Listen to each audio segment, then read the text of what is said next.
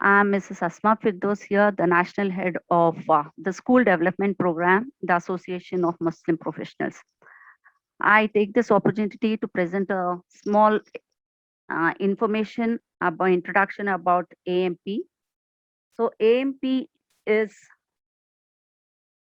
a non-voluntary organization and stands for the Association of Muslim Professionals and has completed its 12 years serving our community in the field of education, employment, and empowerment.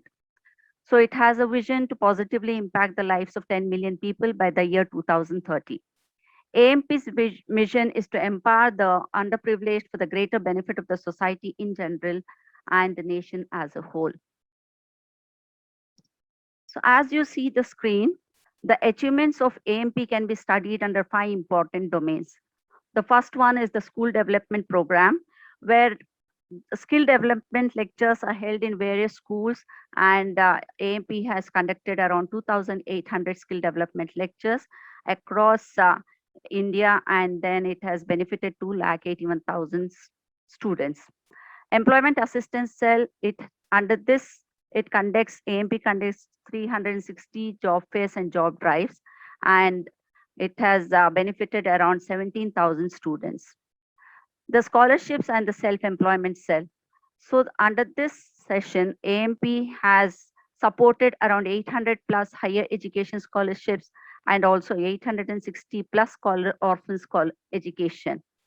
And the fourth achievement of AMP is the AMP Resource Center, wherein it has the 600 plus career counselors and it has counseled 2,500 plus students.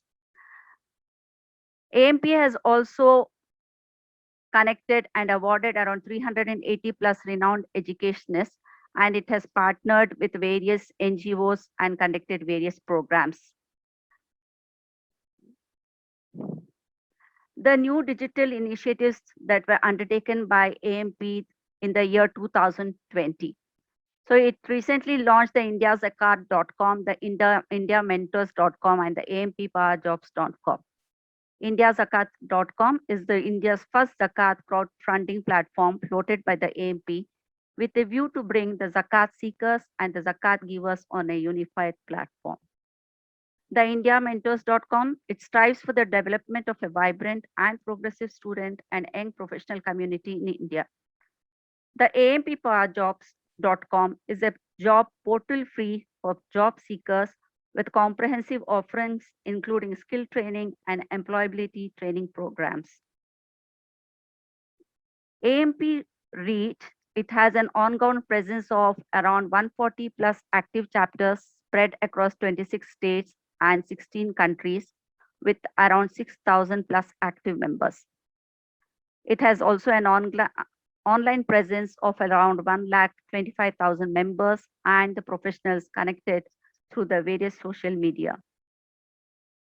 To join AMP, please visit www.ampindia.org/joinamp. Thank you.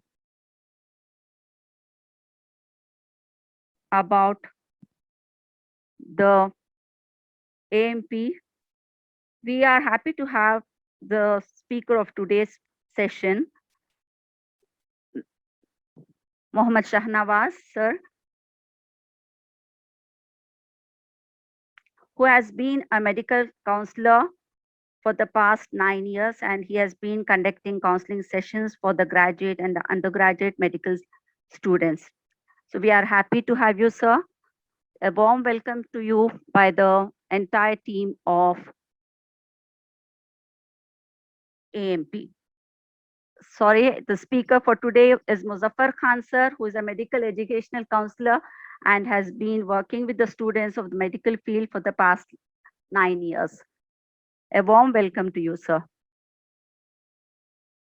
तमाम तारीफ उस परवरदिगार के लिए जिसने हमें पैदा किया और तमाम जहानों की खुशियों से हमें नवाजा। करोड़ों दुरूद सलाम हमारे नबी मोहम्मद मुस्तफ़ा सल्लल्लाहु अलैहि वसल्लम का। अस्सलाम वालेकुम।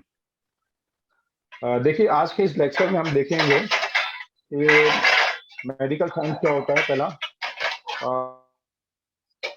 उसमें कौन कौन से हैं, और अगर किसी को इस कोर्सेज में अगर इंटरेस्ट एडमिशन लेना है तो उसको कौन सा एग्जाम देना रहेगा और उसकी प्रिपरेशन कैसा करना है, ये सारी चीजें हम आज के जो अपना लेक्चर में, शॉर्ट लेक्चर्स के अंदर, और उसके बाद में क्वेश्चन आंसर का सेशन भी रहेगा। किसी कुछ डाउट्स रहेंगे तो डाउट्स वगैरह हमारे से पूछ सकता है वो।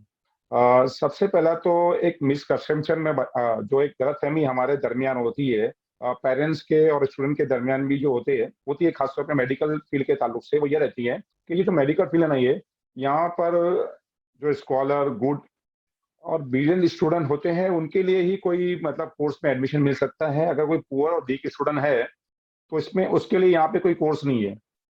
मतलब वो यहाँ पे जाएगा तो उसको यहाँ पे आगे मतलब ग्रो होने के चांसेस नहीं है। पहला ये मिसकंसेप्शन है। दूसरा हमारा जो मिसकंसेप्शन सबसे बड़ा ये मेडिकल फील्ड के ताल्लुक से वो ये है कि यहाँ पर जो फाइनेंशियली स्ट्रांग है वही जा सकता है यहाँ पे। अगर एवरेज मतलब पुअर घर का है और फाइनेंशियली स्ट्रांग नहीं है तो वो यहाँ पे मतलब मेडिकल फील्ड में उसके लिए कोई भी स्कोप नहीं है, कोई कोर्स वगैरह में वो जाके एडमिशन नहीं ले सकता है। ये दोनों ही हमारे मिसकंसेप्शन है, गलतफहमी है। मैं पहले इसको लेक्चर स्टार्ट करने से पहले दूर करना चाहूंगा। मैं बताना चाहूंगा कि कुछ भी नहीं है। मेडिकल फील्ड जो है आज की तारीख में सबसे ज्यादा डिमांडिंग फील्ड हो गई है। इसमें ऐसा नहीं है कि कुछ लिमिटेड कोर्सेस है, बल्कि इसमें बहुत सारे कोर्सेस है। और ये जो जितने भी कोर्सेस है मेडिकल फील्ड के लिए, ये सबके लिए है। कोई भी स्टूडेंट, चाहे वो पुअर हो, वीक हो, एवरेज हो, गुड हो, स्कॉलर हो, ब्रिलियंट हो, सारे स्कूल जितने भी जो है सबके लिए कुछ ना कुछ कोर्सेस है यहाँ पे। दूसरा जो मिसकंसेप्शन है खास तौर पे ये है कि ये फाइनेंशियली स्ट्रांग लोगों के लिए, जिसमें अगर एमबीबीएस करना चाहे तो बहुत ज्यादा फीस पे करना पड़ेगा, बीडीएस के लिए भी बहुत ज्यादा फीस है। ये भी हमारा एक दूसरा मिसकंसेप्शन है। उसको मैं आपका अगर मैं दूर करूंगा कि कैसा यहाँ पे फीस होती है, कैसी फीस रहती है पहले यहाँ पे। सबसे पहला बताना चाहूँ मैं आप लोगों को कि जितने लोग भी यहाँ पे 10th स्टैंडर्ड क्लियर किए हैं, अभी कोविड की वजह से मोस्टली कोई भी स्टेट में एग्जाम नहीं हुआ, सारे लोगों को प्रोमोट कर दिया गया है। आप सब लोगों को बहुत बहुत मुबारकबाद कि आपने अपनी जिंदगी का जो एक मेन एग्जाम होता है 10th का, जो आप अपने स्कूल से बाहर जाके देते थे एक एक्सपीरियंस के तौर पर, वो आपने अभी क्लियर कर लिया है। आप लोगों को बहुत बहुत मुबारकबाद। आपकी अभी जिंदगी आगे चालू होने वाली है। आपको अभी आप ये सोचना है कि आगे आगे आपको कौन सी फील्ड में जाना है। मैं यहाँ पे आपको एक मेडिकल फील्ड की पूरी झलक बता दूंगा मैं कि मेडिकल फील्ड होती क्या है, इसमें कौन कौन से कोर्सेज होते हैं, अगर किसी को इंटरेस्ट है तो उसको कैसे तैयारी करना है। सबसे पहला हम देखते हैं कि मेडिकल साइंस क्या होता है, इसके मायने क्या होते हैं। The branch of medical science concerned with the study of the diagnosis, treatment and prevention of the disease। और इसके जो मेन सब्जेक्ट होते हैं वो होते हैं फिजिक्स, केमिस्ट्री, बायोलॉजी और मैथ्स। मतलब मेडिकल साइंस जो है, एक मैं बताना चाहूंगा शॉर्ट फॉर्म में इसका मतलब बताना चाहूंगा कि ये इसका मतलब होता है कि जो फिजिकल हमारा वर्ल्ड है, फिजिकल दुनिया है, अभी जो है हम इंसान है खासतौर पर इसके अंदर, और जो जानवर भी है इसके अंदर, उसके भी कोर्सेज होते हैं। जो भी फिजिकल वर्ल्ड जितनी भी है, वो फिजिकल वर्ल्ड के में लोगों के साथ में जो भी डिजीज, अगर कोई बीमारी आती है तो उसका रूट कॉज क्या है, उसका डायग्नोसिस कैसे कराया जाए, उसका ट्रीटमेंट कैसा करा जाए, और उसको प्रिवेंटिव मेजर क्या लिया जाए कि वो हमें बीमारी लगे नहीं। ये पूरा एक बहुत बड़ा हेल्थ केयर सेक्टर हो चुका है।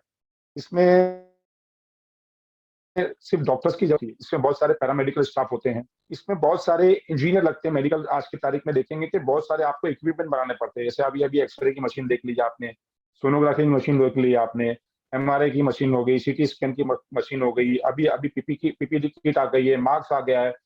मेडिकल फीस बहुत ज्यादा ग्रो होते जा रही है। मतलब इसमें हर आदमी हेल्थ केयर वर्कर की जरूरत रहेगी। ये बहुत बड़ी एक इंडस्ट्री बन चुकी है। इसमें ऐसा नहीं है कि सिर्फ डॉक्टर की जरूरत रहेगी। डॉक्टर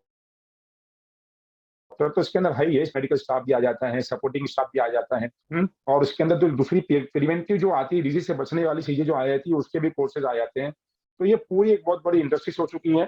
पहला मैं इसको शॉर्ट फॉर्म में आपको बता दूं कि मेडिकल फील्ड होती क्या है। देखो, मेडिकल फील्ड को मैं 3 टाइप के अंदर डिवाइड करता हूं। मैं इसको पहला मैं करता हूं इसको क्लिनिकल, नॉन क्लिनिकल और पैरामेडिकल। ये 3 इसको सब पार्ट में डिवाइड करता हूं मैं। मेडिकल फील्ड में कोई समझ ले, इसमें 3 आगे सब डिवीजन आते हैं मेडिकल फील्ड के अंदर। पहला जो डिवीजन आता है क्लिनिकल, उसमें सारे डॉक्टरी कोर्सेस है, जैसा एमबीबीएस हो गया, बीडीएस हो गया, बीएमएस हो गया, बीएचएमएस हो गया, फिर बीयूएमएस हो गया, फिर BVScAH, bachelor in veterinary science and animal husbandry, जिसको हम जानवरों का डॉक्टर कहते हैं। ये सारे क्लिनिकल कोर्सेज आ गए हैं। ये सारे कोर्सेज कैसा है कि अलग अलग पैथी के अंदर आप डॉक्टर बन सकते हैं। एमबीबीएस के तो आपने मॉडर्न मेडिसिन, जिसको हम कहते हैं एलोपैथी में डॉक्टर बन गए। BDS करते हैं तो डेंटल सर्जन बन गए आपने, BMS करते हैं तो आयुर्वेदिक आप डॉक्टर बन गए, उसके बाद BHMS कर गए तो होम्योपैथी डॉक्टर बन गए आप, BMS कर गए तो यूनानी डॉक्टर बन गए। तो ये अलग-अलग पैथी के अंदर आप डॉक्टर बन सकते हैं। इसको क्लिनिकल ब्रांच कहते हैं। ब्रांच इससे कहते हैं कि ये ज्यादातर जो इसका जो करने के बाद ये कोर्स के अंदर आपको क्लिनिकल एक्टिविटी रहती है। मतलब कैसा है कि पेशेंट का टच रहेगा, आपको पेशेंट के हाथ में मतलब हाथ में आप क्लिनिक डालेंगे, क्लिनिकल टच रहेगा आपका, आप पेशेंट को देखेंगे, बीमारी समझेंगे, ट्रीटमेंट करेंगे अपनी अपनी पैथी के हिसाब से। तो ये सारे कोर्सेज हमारे क्लिनिकल ब्रांच के अंदर आ गए। इसके अंदर मोस्ट प्रोबेबली जो बताया मैंने आपको, MBBS नंबर 1, BDS हो गया, BMS हो गया, BHMS हो गया, BUMS हो गया, BBSc हो गया, बैचलर नेचुरोपैथी भी आ गया हुआ है, फिर बैचलर ऑफ वैदिक साइंस भी आ गया यहाँ पे, बराबर, जिसमें योगा और वैदिक साइंस भी आ गए। ये भी एक डॉक्टरी पैथी का अलग से कोर्स आ गया, बराबर। ये सारी चीजें यहाँ पे डॉक्टर पैथी के अंदर, यहाँ पर हमारे पास 7 से 8 अलग अलग पैथी के अंदर आप डॉक्टर बन सकते हैं। इसमें 10 करना है, 10 के बाद आपको एडमिशन लेना है साइंस स्ट्रीम के अंदर, जिसके अंदर फिजिक्स, केमिस्ट्री, बायो आपका मस्ट होना चाहिए, जरूरी होना चाहिए। उसके बाद आपको एंट्रेंस एग्जाम देना है और उसी बेस पे आपको ये जितनी मैं पैथी बताए डॉक्टर पैथी, इसमें किधर भी एडमिशन आपको मिल जाएगा पूरे इंडिया के अंदर। दूसरी बात, अगर कोई इसको डॉक्टर बनना है तो सारी पैथी मैंने आपको बता दिया कि आप MBBS कर सकते हैं, BDS कर सकते हैं, BMS कर सकते हैं, BHMS कर सकते हैं, BMS कर सकते हैं, और उसके बाद जानवर का डॉक्टर बन सकते हैं, नेचुरोपैथी कर सकते हैं, वैदिक साइंस कर सकते हैं। ये सारे डॉक्टर्स आप बन सकते हैं।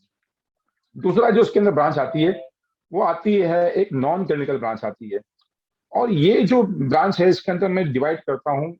इसके अंदर नंबर 1 आता है फिजियोथेरेपी, जिसको हम BPTA बोलते हैं, बैचलर इन फिजियोथेरेपी आ गई, उसके बाद ऑक्यूपेशन थेरेपी आ गई, फिर उसके बाद आगे BSc नर्सिंग आ गई इसके अंदर, फिर उसके बाद BSLP bachelor in audiology speech language pathology आ गई, BP हो गया, बैचलर इन प्रोस्थेटिक ऑर्थोटिक्स आ गई है, उसके बाद फार्मेसी के कोर्सेज आ गए हैं। ये सारे कोर्सेज जितने भी आ गए हैं इसके अंदर, ये इसको नॉन क्लिनिकल कह रहा हूं मैं। ये सारे कोर्सेज भी आज की तारीख के अंदर मेडिकल फील्ड में ही आते हैं और बहुत ज्यादा डिमांडिंग कोर्सेज है। आज की तारीख में आपको फिजियोथेरेपी, देखो हर हॉस्पिटल में आपको फिजियोथेरेपी की जरूरत पड़ती है। आजकल ऐसा हो गया है कि बीमारियां तो अब तो देखिए ऐसा हो गया कि कोविड अभी 1.5 साल से हमें परेशान करके रखा हुआ है। अब कब जाता है कब नहीं जाएगा तो अल्लाह बेहतर जानता है। हमने पूरी प्रिकॉशन लिए हुए, म्यूटेट हो रहा है, वैक्सीन भी चालू है, फिर भी मतलब ये कोविड अभी भी सिम्टम्स के लोगों में आते ही रहते हैं और एक दूसरे को ये इम्पैक्ट कर ही रहा है। तो फिजियोथेरेपी हो गया, ये ऑक्यूपेशन थेरेपी हो गया, BSLP bachelor in audiology speech language pathology हो गया, BPO बैचलर इन प्रोस्थेटिक और ऑर्थोटिक्स। अगर खुदा न खास्ता किसी को कोई एक्सीडेंट वगैरह हो जाता है, उसकी कोई मतलब के बॉडी पार्ट जो रहते हैं जैसे फिंगर्स वगैरह, अगर उसकी वहां पे काटना पड़ी तो फिंगर्स अगर नहीं लगा के देना है तो आपको कैसा बनाना पड़ेगा नाप लेके, उसी का कोर्स का नाम है BPO bachelor in prosthetic and orthotics आ गया। ये एक कोर्स आ गया है। BSc नर्सिंग, तो नर्सिंग में तो ऐसा है कि हॉस्पिटल की जान ही नर्सिंग होती है। कोई भी हॉस्पिटल, अगर मैं बोलता हूँ, आप सोचते होंगे कि जो कोई भी हॉस्पिटल, जिस हॉस्पिटल में अच्छे डॉक्टर्स की जरूरत रहती है, उसी तरह अच्छे नर्सिंग स्टाफ और मेडिकल स्टाफ के बगैर कोई हॉस्पिटल नहीं चल सकता है। तो ये सारे कोर्सेज आ गए इसके अंदर, फिजियोथेरेपी आ गया, ऑक्यूपेशन थेरेपी आ गया, BSc नर्सिंग आ गया, BSLP आ गया, BPO आ गया, और फार्मेसी के कोर्सेज आ गए। उसमें भी 3 टाइप के कोर्सेज आते हैं, डिप्लोमा कर सकते हैं आप, फिर बैचलर कर सकते हैं, डॉक्टर इन फार्मेसी कर सकते हैं। ये सारे कोर्सेज आ गए हमारे पास, इसके अंदर नॉन क्लिनिकल के अंदर आ गए। क्लिनिकल में हमने जो पहले बताया था आपको, मैं डॉक्टरी के पूरे जो 8 डॉक्टरी के अलग अलग पैथी थी वो आ गई। नॉन क्लिनिकल में हमारे पास फिजियोथेरेपी से लेकर नर्सिंग तक और पैरा अपना फार्मेसी तक ये सारे कोर्सेज आ गए हमारे पास। थर्ड जो आता है वो पैरामेडिकल आता है। पहले ये समझिए कि पैरामेडिकल कोर्सेज होते क्या और पैरामेडिक्स होता है क्या है। जैसा मैंने आपको कहा था कि कोई भी अच्छा हॉस्पिटल बगैर अच्छे डॉक्टर्स के नहीं चल सकता, उसी तरह कोई भी अच्छा हॉस्पिटल जो है ना बगैर पैरामेडिकल स्टाफ के बगैर नहीं चल सकता है। ये पैरामेडिकल होते क्या है, ये पैरामेडिकल ही हॉस्पिटल की जान होते हैं। यही पूरे डॉक्टरों को हेल्प करते हैं, ऑपरेशन थिएटर में हेल्प करते हैं, एक्सरे में हेल्प करते हैं। अगर आपको अगर आईसीयू में, तो आईसीयू मैनेजमेंट पूरा उनके हाथ में रहता है, बराबर। क्या आईसीयू अगर करना है, डायलिसिस वगैरह अगर है, डायलिसिस करने के लिए ये डायलिसिस में पूरा इनका ही पूरा कमांड रहता है। मतलब ये कैसा है कि सपोर्टिंग एक्टर होते हैं पूरी तरह, पूरा काम यही करते हैं। डॉक्टर आता है, देखता है, डायग्नोसिस करता है, बाकी सारे जो फॉलोअप वगैरह रहेगा ये सारे यही करते हैं पैरामेडिकल स्टाफ। और ये पैरामेडिकल के अंदर भी 3 टाइप के कोर्सेज हो गए हैं। ऐसा नहीं है कि इसमें सिर्फ एक टाइप के कोर्स ही है, इसमें भी 3 टाइप के, इसमें डिप्लोमा भी कर सकते हैं आप, बैचलर डिग्री भी कर सकते हैं और सर्टिफिकेट कोर्सेज भी कर सकते हैं। तो जैसे मैंने पहले कहा था मैंने कि यहाँ पर जितने भी जो भी है कैटेगरी के स्टूडेंट, देखिए हर बच्चा जो होता है वो जीनियस होता है, स्कॉलर तो होता नहीं है। कोई बच्चे हमारे एवरेज भी होते हैं, कोई बच्चे ऐसे होते हैं जिनकी माली कंडीशन इतनी अच्छी रहती नहीं कि वो 5.5 साल का एमबीबीएस का कोर्स करे और उसके बाद जाके या बीडीएस का 5 ईयर्स का कोर्स करे और अपने आप को अर्निंग करे। कोई कोई बच्चे ऐसे होते हैं कि जो जिनको जल्दी अर्निंग करना रहता है, तो उनके लिए पैरामेडिकल कोर्सेज बहुत अच्छे हैं। आप 10 के बाद भी 2 साल का सर्टिफिकेट कोर्स करके भी आप नौकरी पे लग सकते हैं, कोई हॉस्पिटल में आपको आराम से जॉब मिल जाएगा। आप 12 के बाद भी डिप्लोमा कोर्स भी कर सकते हैं और बैचलर कोर्स भी कर सकते हैं। इसका एडमिशन भी आराम से मिल जाता है। पैरामेडिकल के अंदर नियर अबाउट 20 ब्रांचेस, 20 से नहीं 25 से ज्यादा ब्रांचेस है। इसके अंदर लेबोरेटरी आ गया हो गया, इसमें कार्डियक आ गया, इसमें ऑपरेशन थिएटर आ गया, इसमें एक्सरे मैनेजमेंट आ गया, इसमें सोनोलॉजी सोनोग्राफी अपना जो रेडियोलॉजी का मैनेजमेंट आ गया, इसमें इसमें आईसीयू मैनेजमेंट आ गया। ये सारे जो भी कोर्सेस है ये पैरामेडिकल में ही आते हैं पहले कोर्सेस। आज देखिए कि अगर आपने डीएमएलटी कर लिया, डिप्लोमा इन मेडिकल लेबोरेटरी, ये कर लिया और उसके बाद आपने एमएलटी कर लिया, master in medical laboratory technology कर लिया, तो आप अपना खुद का लैब वगैरह भी डाल सकते हैं रूरल एरिया के अंदर, बराबर डायग्नोसिस कर सकते हैं, क्योंकि कोई भी ट्रीटमेंट जो होता है विदाउट डायग्नोसिस के तो हो ही नहीं सकता है। डायग्नोसिस करने के बाद ही हम ट्रीटमेंट कर सकते हैं किसी का भी। तो ये पैरामेडिकल जितने भी कोर्स आते हैं, ये जितने भी सपोर्टिंग करने का है, चाहे वो डायग्नोसिस के लिए हेल्प करना है, पोस्ट ऑपरेटिव हेल्प करना है, प्री ऑपरेटिव हेल्प करना है ऑपरेशन के, ये सारे पैरामेडिकल स्टाफ लगते हैं। और इसमें वो बच्चे जो बता रहा हूँ जिनके मार्क्स कम आए, खुदा का सब मार्क्स कम आते हैं, जो लो फैमिली से बिलोंग करते हैं, जिनको जल्दी से जल्दी अर्निंग करता है, वो एडमिशन ले सकते हैं। और ये सारे भी जो भी कोर्सेज है पैरामेडिकल के, बहुत ज्यादा जॉब ओरिएंटेड कोर्सेज होते हैं। ये अगर आपने ये पैरामेडिकल का कोर्स कर लिया तो आप बहुत ज्यादा जॉब ओरिएंटेड कोर्स है। आपने एक्सपर्ट टेक्नोलॉजी का कर लिया, आप कोई भी हॉस्पिटल के अंदर या कोई भी डायग्नोस सेंटर में कर सकते हैं। डायलिसिस का कर लिया, डायलिसिस का मैनेजमेंट कितना ज्यादा बढ़ चुका है आपने देख ही लिया है, तो आप उसमें जाके ज्वाइन हो सकते हैं। तो इसी तरह इसमें मैं 3 पार्ट में डिवाइड किया हूँ। इसमें पैरामेडिकल के अंदर भी आ गया है, अभी आपने डाइटिशियन का भी कर सकते हैं, क्योंकि आजकल लोग डाइट भी मतलब हमारी डाइट की वजह से ही बहुत फर्क पड़ता है। हमें ऐसा पता है ना कि मेडिकल साइंस के अंदर 3 चीजें आती है। पहला तो आता है डायग्नोसिस आता है। डायग्नोसिस के अंदर आपका वो रूट कॉज क्या आता है बीमारी का, वो मालूम करा जाता है। उसके बाद उसको डायग्नोसिस किया जाता है कि भाई ये किस टाइप की बीमारी है। इसमें जो बॉडी के जो अलग अलग लेवल्स होते हैं वो कितने बढ़ चुके हैं, सीबीएसई कितना आ गया इसका, सीआरपी कितना है, एसबीसी कितना है, ये सारी चीजें हमको पता चल जाती है डायग्नोसिस करने के बाद। तो उसी के बाद हम ट्रीटमेंट करते हैं और उसके बाद प्रिवेंटिव आ जाता है। प्रिवेंटिव ऑफ डिजीज मतलब कैसे बचा जाए। तो बचने के लिए आपको डाइटिशियन वगैरह के भाई क्या डाइट में आपको कंट्रोल करना है कि आपको बीमारियां बीमारियां नहीं लगे, प्रोटीन कौन सी डाइट आपको लेना है, अगर आपको हड्डियों की तकलीफ है तो कैल्शियम लेना है, आपको विटामिन लेना है, तो अगर वो सब मिनरल्स लेना है तो कैसा लेना है, उसका भी एक कोर्स आ गया। उसका भी एक अभी एक डाइटिशियन का भी एक डॉक्टरी के अंदर भी कोर्स आता है, एमबीबीएस के बाद भी कर सकते हैं। और आप कोई भी पैथी से अगर आपने डॉक्टरी किया उसके बाद भी आप सर्टिफिकेट डाइटिशियन का कोर्स कर सकते हैं। तो ये पूरी एक आपके पास यहाँ पर ऐसा नहीं है कि सिर्फ डॉक्टरी पैथी भी है, डॉक्टरी के बाद फिजियोथेरेपी से लेकर पैरामेडिकल से लेकर क्लिनिकल, नॉन क्लिनिकल और पैरामेडिकल, आप जो चाहे वो कोर्स में मेडिकल में जा सकते हैं। और कोई भी कैटेगरी से आप बिलोंग कर सकते हैं। अगर आप अच्छे स्टूडेंट हैं और बहुत अच्छे मार्क्स आ रहे तो आप एमबीबीएस कर सकते हैं, बीडीएस कर सकते हैं, बीएमएस कर सकते हैं। खुदा ना खास्ता अगर आपके उतने अच्छे मार्क्स नहीं आ रहे तो आप बीएचएमएस भी कर सकते हैं, बीएमएस भी कर सकते हैं। अगर आपने 10th में उर्दू सब्जेक्ट लिया था, उर्दू अरबिक लिया था, उसी बेस पे आपको बीएमएस में एडमिशन मिल जाएगा। बीएमएस के भी इंडिया के अंदर 56 कॉलेजेस है, उसमें भी आराम से एडमिशन मिल जाता है। और सारी पैथी अच्छी होती है, ऐसे कोई अलग अगर एलोपैथी डॉक्टर है तो वही अच्छा है और आयुर्वेदिक डॉक्टर अच्छा नहीं, ऐसा कुछ नहीं होता है। हर पैथी के अंदर अगर आपने मेहनत किया तो अच्छे डॉक्टर बन सकते हैं। तो आपके पास बहुत सारे स्कोप आते हैं यहाँ पे कि बहुत सारी कोर्सेज में आप एडमिशन ले सकते हैं। जो हमारी गलतफहमी है बिल्कुल ही गलत है कि मेडिकल के अंदर एमबीबीएस के बाद ऐसा कुछ नहीं है।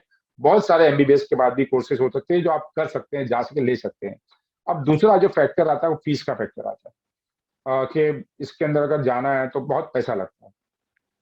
देखिए मैं अभी एक छोटी सी शॉर्ट एग्जांपल देता हूं मैं। आज एट प्रेजेंट इंडिया के अंदर 546 मेडिकल कॉलेजेस हैं जो एमबीबीएस की टीचिंग करती है। और वो 546 मेडिकल जो कॉलेजेस हैं उसके अंदर मोर देन 300 जो कॉलेजेस है वो गवर्नमेंट कॉलेजेस है। मतलब हमारे पास 60% जो कॉलेजेस होते हैं वो गवर्नमेंट कॉलेजेस होते हैं।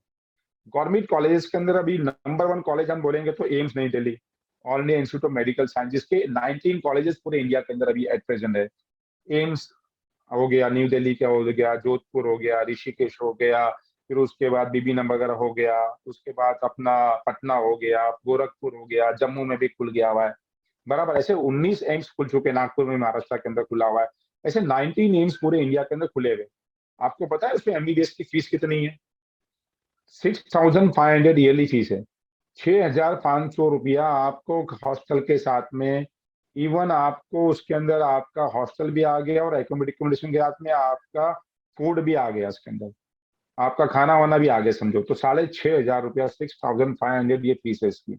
आप सोचो 6,500 तो अभी जूनियर केजी सीनियर केजी में भी आपको लगता नहीं साल का, उससे ज्यादा खर्चा आ जाता है। हाँ, इसके अंदर कंपटीशन है। अच्छा, अभी हमने बात कर लिया कि 60% जो सीटें हैं नियर अबाउट, मैं बता रहा हूँ हमारे पास 84,000 जो सीटें हैं, उसमें 60,000 जो सीटें हैं हमारे पास, नियर अबाउट 56,000 जो सीटें गवर्नमेंट कॉलेजेस की। अगर एम्स की फीस 6,500 है, तो सेंट्रल यूनिवर्सिटी ऐसा होता है, एएमयू हो गया, बीएचयू हो गया, उसकी फीस कितनी है? उसकी फीस भी 25,000 है। उसके बाद अगर कोई गवर्नमेंट कॉलेज में अगर एडमिशन मिलता है तो कितनी फीस है? उसकी भी फीस आपके पास 95,000 फीस है उसकी ईयरली। ये ईयरली फीस बता रहा हूँ मैं। इसके अंदर एकोमोडेशन भी आ गया और इसके अंदर आपका फूड्स वगैरह भी आ गया। आप बताइए 95,000 अगर फीस है, मोर देन 80% जो सीटें हैं वो तो आपको मतलब कि कम फीस में मिल जा रही है। और उसके बाद भी अगर प्राइवेट कॉलेज की बात करेंगे तो प्राइवेट कॉलेजेस के अंदर भी, कर्नाटक के अंदर भी गवर्नमेंट कोटा होता है। अगर अच्छे आग आएंगे, मार्क्स आएंगे, तो उधर भी आपकी फीस 2 से 3 लाख रुपीज है। अगर महाराष्ट्र से आप ब्लाइंड कर रहे हैं और यहाँ पे अगर 8 लाख रुपए की आपकी कम इनकम है, तो भी आपको प्राइवेट कॉलेज में भी हाफ फीस पे करना है। तो एक मैं बता रहा हूँ कि सिस्टमेटिकली एक मामला क्या मिलता है कि जो ज्यादा फीस है वो उसकी सीटें बहुत कम है। हर डॉक्टर ज्यादा पैसा दे के नहीं पड़ता है। तो आप समझ लीजिए कि हमारे पास 20 से 25% जो है मेडिकल के अंदर वो हाई फीस के अंदर है। बाकी 70 to 75% जो है वो मीडियम फीस है या लो फीस के अंदर ही हमारे पास एमबीबीएस की सीटें हैं। और उसी तरह बीडीएस का मामला भी है, बीएमएस का भी मामला भी है, बीएचएमएस का भी मामला है। तो ये दूसरा हमारा मिसकंसेप्शन है कि हमारे को पास यहाँ पर फीस बहुत ज्यादा होती है, इसलिए लोग इस फील्ड के अंदर आना नहीं चाहते हैं। ऐसा कुछ नहीं है, यहाँ पर फीस वगैरह भी रिजनेबल होती है। ऐसा नहीं, हाँ ये है कि अभी इंडिया के अंदर इतनी बड़ी आबादी हो गई है। 2021 का हमारा सेंसस अभी तक हुआ नहीं है, जो हो जाना चाहिए था, कोविड के वजह से नहीं हुआ। अगर हम एक अंदाजा लगाएं तो हमारे पास 130 लाख करोड़ की आबादी है, मतलब 1,40 लाख नियर अबाउट हमारी अभी पॉपुलेशन हो गई है इंडिया के अंदर। सीटें उस हिसाब से अगर देखेंगे तो इंडिया में सीटें डॉक्टर्स की कम है, डॉक्टर्स का रेशियो भी कम है। वो हिसाब से हम बोल सकते हैं कि उसके लिए कंपटीशन ज्यादा होता है यहाँ पे, किसके अंदर? एमबीबीएस के लिए। तो उसके अंदर कैसा है, अभी आप नीट का एग्जाम, जिसके लिए नीट के बेस पे ही इसके अंदर एडमिशन मिलता है। किसमें एडमिशन मिलता है? आपको जो भी डॉक्टरी पेटी में जाना है, एमबीबीएस करना है, बीडीएस करना है, बीएमएस करना है, फिर उसके बाद बीएमएस करना है, आपको अगर जानवरों का डॉक्टर बनना है, अब वैदिक साइंस करना है आपको, ये सारी डॉक्टर पेटी में अगर आपको किधर कोई पेटी में जाना है तो उसके लिए आपको नीट क्वालिफाई करना या नीट क्लियर करना जरूरी है। इसी के बेस पे आपको एडमिशन मिलेगा। अब नीट का ऐसा है कि नियर अबाउट 15 लाख के ऊपर बच्चे हर साल प्रिपेयर करते हैं और सभी को एमबीबीएस ही करना रहता है। ऐसा तो पॉसिबल नहीं ना, अगर गवर्नमेंट अगर सीट भी कितनी बढ़ाएगी, अगर सीट बढ़ भी जाएगी तो 1 लाख हो जाएगी, 1,50,000 हो जाएगी, तो 15 के 15 लाख तो सीट तो नहीं बढ़ सकती है। तो भी जितने बच्चे जो दूसरे बच्चे होते हैं, उनको चाहिए कि दूसरे कोर्सेज को भी देखे। जो अगर अच्छा है, अच्छा बच्चा लेके आओ। और ऐसा जिंदगी में ऐसा कभी नहीं देखा हूं मैंने कि एमबीबीएस डॉक्टर ही बन के आप सक्सेसफुल हो सकते हैं, चांसेस है। मगर आप बीडीएस करके भी बहुत ज्यादा सक्सेसफुल डॉक्टर बन सकते हैं, बीएमएस करके भी बन सकते हैं। आप अपनी लाइफ के अंदर, प्रैक्टिकल लाइफ के अंदर देखोगे कितने BMS doctor, BHMS doctor, BMS doctor कितने सक्सेसफुल है अपनी लाइफ के अंदर। ऐसा नहीं होता है कि आप एमबीबीएस करके ही सक्सेसफुल बन सकते हैं, इवन फिजियोथेरेपी भी करके आप सक्सेसफुल बन सकते हैं। ऐसा नहीं है। तो ये सारे कोर्सेज के बारे में आपको मैंने बता दिया कि खास तौर पे इसकी कोई फीस ज्यादा नहीं होती है। हमारे पास एक मतलब एक हमने एक बना के रख लिया, मिसकंसेप्शन बना लिया, गलतफहमी पैदा कर ली है कि मेडिकल फीस के अंदर बहुत ज्यादा फीसें होती हैं। अच्छा, अभी मेडिकल अगर आप जाना चाहते हैं, मेरे से जितने भी कोर्सेज के अंदर बताया हूं मैं, तो आपको एक तो सबसे पहले तो ध्यान रखना पड़ेगा कि भाई इसका पैटर्न क्या होता है। अगर आप अभी 10th के बाद अगर मेडिकल की तैयारी कर रहे हैं तो भाई एडमिशन कहाँ लिया जाए, पैटर्न, एग्जाम का पैटर्न क्या होता है, कौन कंडक्ट करता है एग्जाम, क्वेश्चन का आंसर कहाँ से पूछे जाते हैं इसके, कौन सा एग्जाम देंगे तो एडमिशन मिलेगा हमारे को। ये टॉपिक पे हमें आ जाते हैं अभी। देखिए, अगर आपने 10 के बाद अगर मेडिकल फील्ड में जाना चाहते हो तो मैं बताना, 3 सब्जेक्ट इसमें मेन होते हैं। 3 कौन से? Physics, chemistry, biology. ये 3 सब्जेक्ट की बुनियाद पर ही आपको मेडिकल फील्ड के अंदर एडमिशन मिल, मतलब नीट कंपलसरी है।